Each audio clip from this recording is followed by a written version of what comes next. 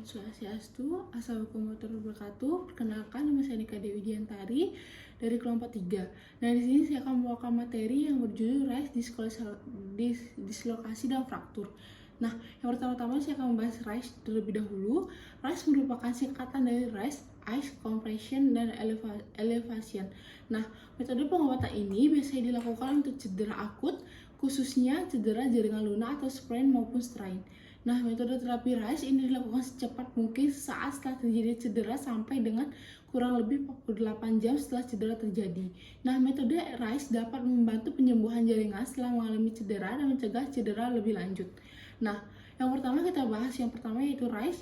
Rest artinya mengistirahatkan bagian tubuh yang cedera, sedangkan bagian tubuh yang tidak cedera boleh tetap melakukan aktivitas. Nah, tujuan mengistirahatkan bagian tubuh yang cedera adalah untuk mencegah cedera lebih lanjut dan membantu proses penyembuhan luka lebih optimal. Nah, kemudian yang kedua itu ice, artinya memberikan efek dingin untuk membantu menurunkan suhu di sekitar jaringan yang mengalami cedera. Secara umum, tujuan pemberian es pada jaringan yang cedera adalah mengatasi pembengkakan dengan membuat penyempitan pembuluh darah, mengurangi nyeri, kemudian melalui efek sedatif, dingin, dan selanjutnya mengurangi spase otot. Pemberian es sesegera mungkin setelah cedera selama 15-20 menit secara berkala. Kemudian ada compression. Compression adalah pemberian penekanan kepada jaringan yang mengalami cedera. Penekanan dilakukan bersama-sama dengan pemberian metode ice atau kompresi dingin. Tujuan utamanya memberikan penekanan pada jaringan dikombinasi dengan efek dingin ini adalah untuk mengatasi pembengkakan berkelanjutan dan pada kasus pendarahan dapat mengurangi atau menghentikan pendarahan. Nah, metode penekanan ini dilakukan dengan melilitkan elastik verband pada bagian cedera. Perlu diperhatikan saat melakukan penekanan atau pembebatan ini jangan terlalu ketat karena dapat menyebabkan gangguan sirkulasi dengan gejala-gejala seperti bau, kesemutan, dan meningkatkan nyeri. Nah, kemudian yang ketiga yaitu ada elevasi. Elevasi adalah meningkatnya bagian yang mengalami cedera, meninggikan bagian yang mengalami cedera melebihi ketinggian jantung sehingga dapat membantu mendorong cairan keluar dari daerah pembengkakan. Nah, pada tindakan elevasi, sebagian mungkin harus mengangkat bagian tinggi di atas jantung. Misalnya, jika yang cedera pergelangan kaki, pasien dalam posisi tidur, kemudian pergelangan kaki diangkat atau ditompang dengan alat lebih tinggi dari jantung. Nah, bagian yang mengalami cedera diangkat sehingga berada 15-25 cm di atas ketinggian jantung. Elevasi sebaiknya dilakukan hingga pembengkakan menghilang. Nah, kemudian ada dislokasi. Dislokasi adalah keluarnya bongkol sendi dari mangkok sendi.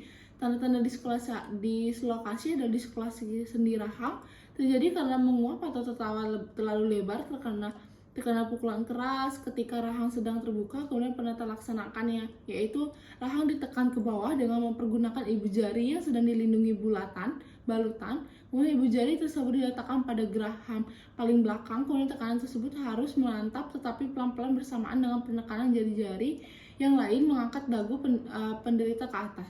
Nah, tindakan dikatakan berhasil bila rahang tersebut menutup dengan cepat dan keras. Untuk beberapa saat penderita tidak boleh membuka mulut lebar.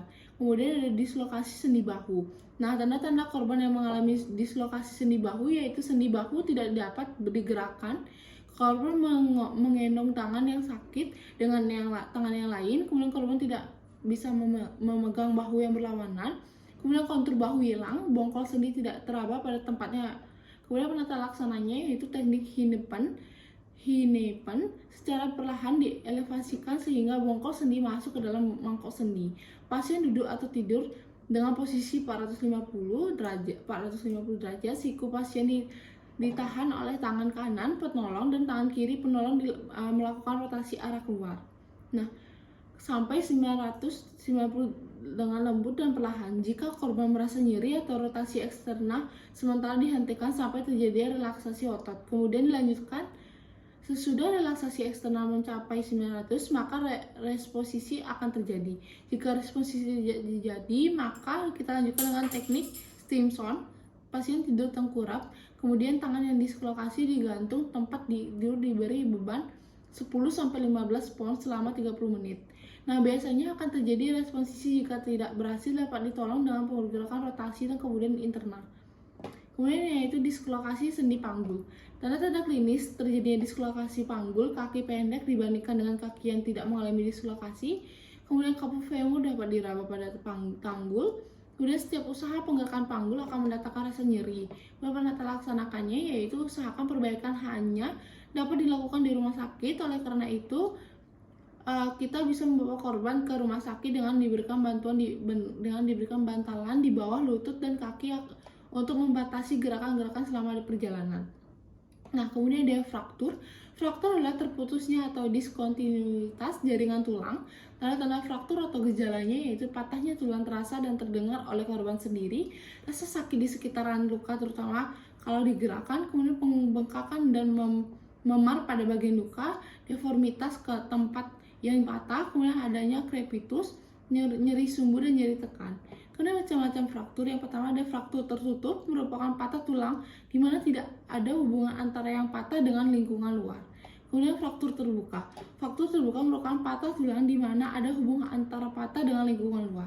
Nah, teknik penata laksanakannya yaitu yang pertama yaitu pembalutan.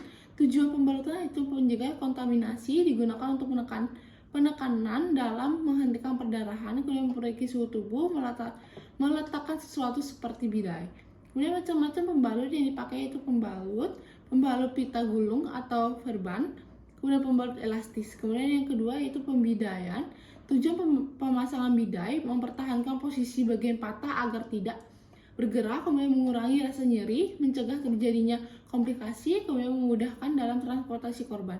Prinsip pemasangan bidai yaitu panjang bidai mencakup 2 sendi. Bahan yang digunakan sebagai bersifat elastis, tidak mudah patah dan juga tidak terlalu lentur. Ikatan pada bidai mantap tapi tidak terlalu kuat. Hal-hal yang perlu diperhatikan dalam pemasangan bidai yaitu sensorik, yaitu dengan memberi rangsangan motorik, kemudian motorik yaitu dengan menggerakkan refling kapiler yaitu kembali ke kapiler yang terlihat dihambat. Nah, dari pemateri saya yang sudah saya sampaikan mengenai RICE, dislokasi dan fraktur, mungkin dari saya segitu saja. Jika ada salah kata, saya mohon maaf. Saya tutup dengan Rama Santi. Om Santi Santi Om. Assalamualaikum warahmatullahi wabarakatuh. Terima kasih.